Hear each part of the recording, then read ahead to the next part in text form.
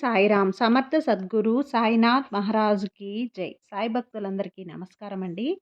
మన బాబాగారి దయ వల్ల మనందరం బాగుండాలి, సంతోషంగా ఉండాలి అని చెప్పి మనస్ఫూర్తిగా కోరుకుంటూ ఈరోజు వీడియో స్టార్ట్ చేస్తున్నాను ఫ్రెండ్స్. ఇక ఈరోజు వీడియోలో మనం చూడబోయేది ఏంటి అంటే, తల్లి నేను చెప్పినట్లే జరిగి తీరుతుంది. రేపు ఒకే ఒక్క రోజు కొద్దిగా ఓపికగా ఉండు. నువ్వు అనుకున్న కోరికలన్నీ నీకు నెరవేర్చి పెడతానమ్మా అని చెప్పి బాబాగారు అయితే మనకు ఒక మంచి సందేశాన్ని అయితే తీసుకొచ్చేసారండి.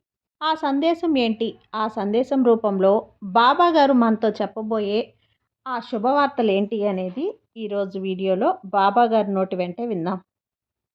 తల్లి, నేను చెప్పినట్లుగానే నీ జీవితంలో జరగబోతుంది. నువ్వు ఎదురు చూసే విధంగానే నీ కోరిక నెరవేరుతుంది. అంతా నేను చెప్పినట్లే జరగబోతుంది బిడ్డ. నా వాక్కు ఫలించబోతుంది. రేపు రేపు మాత్రమే. రేపు ఒక్కరోజు ఓపికగా ఉండు. తర్వాత రోజు జరిగేది చూడు, ఆనందపడు తల్లి. తర్వాత రోజు జరిగేది చూసి ఆనందపడి నాకు ధన్యవాదాలు బాబా అని చెప్పుకుంటావు. ఈ సాయి నీకోసం అవతరించినవాడు. నేను చెప్పేది విధి. ఎక్కడో ఎవరికో పుట్టానో, ఎక్కడ పెరిగి నీకోసం నీ ముందుకు వచ్చాను బిడ్డ.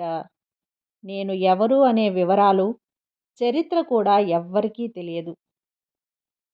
నేను ఎక్కడ పుట్టానో, ఎక్కడ పెరిగానో కూడా ఎవ్వరికీ అంతుపట్టదు. నేను జీవించిన జీవితాన్ని నువ్వు చూసిందే లేదు. కానీ నాకు ఒక అనుబంధం ఏర్పడింది. ఇప్పుడు తండ్రిగా, అధికారంగా పిలిచేంత అభిమానంగా నీకు ఏర్పడింది బిడ్డ. మన బంధం మరింత బలపడింది.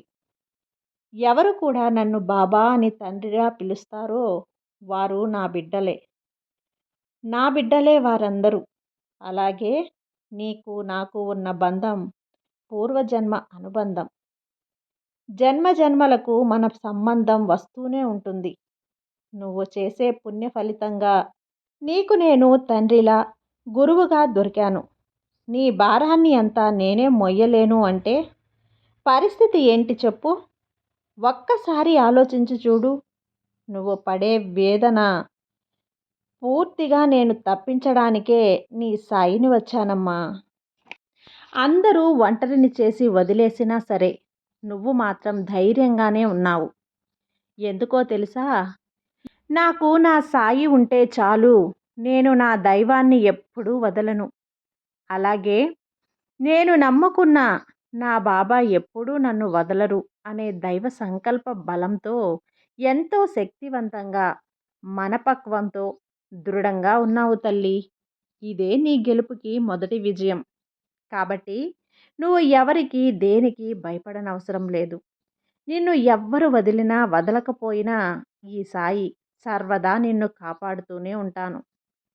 సర్వసమర్థుడైన ఈ సాయిని ఆశ్రయించిన నీకు ఎలాంటి బాధ ఉండదు. నిన్ను రక్షించుకునే బాధ్యత హృదయపూర్వకంగా నేనే తీసుకుంటాను బిడ్డ. నన్ను ఆరాధిస్తున్న నిన్ను నాతో సమానంగా చూసుకుంటాను. నా ప్రాణానికి సమానంగా నా భక్తులను ఎప్పుడూ కాపాడుకుంటాను. అందుకే ఈ సాయి నడయాడే రోజులలో కూడా నా భక్తులు నా గురించే ఎక్కువగా ఆరాటపడేవారు. దానికి మించి ఈ సాయిని వాళ్ళ గురించి కూడా ఎక్కువగా ఆరాటపడేవాణ్ణి. కష్టం వచ్చినప్పుడు ఊరికే కూర్చోకూడదమ్మా. భగవంతుణ్ణి ప్రార్థించు. నీ యొక్క ప్రయత్నాలు చెయ్యి. తప్పకుండా నీ కష్టాన్ని గట్టెక్కుతావు. నేను ఆశీర్వదిస్తాను కదా. నన్ను తలుచుకో తల్లి. నేను చెప్పినట్లుగా నీ కోరిక తీరిన తర్వాత నీ మనసు నిండుగా ఆనందంతో నన్ను చూడడానికి నా దేవాలయానికి వస్తావు. నీ సంతోషకరమైన, ఆనందకరమైన ముఖాన్ని చూడడానికి నీ సాయిని ఎప్పుడూ ఎదురు చూస్తూ ఉంటాను. నమ్ము బిడ్డ, నేను చెప్పినట్లే జరుగుతుంది. అంతా నీ మంచికే జరుగుతుంది. నువ్వు ఎవరైతే కోరుకుంటున్నావో, ఏదైతే జరగాలి అనుకుంటున్నావో అది జరిగేలా నేను నిన్ను ఆశీర్వదిస్తాను. నీ జీవితంలో చీకటి దారి ముగిసిపోయింది. ఈ ఒక్క విషయం గుర్తుపెట్టుకో. 2 ప్రమాణాలు ఆఖరి దశకు వచ్చేశాయి.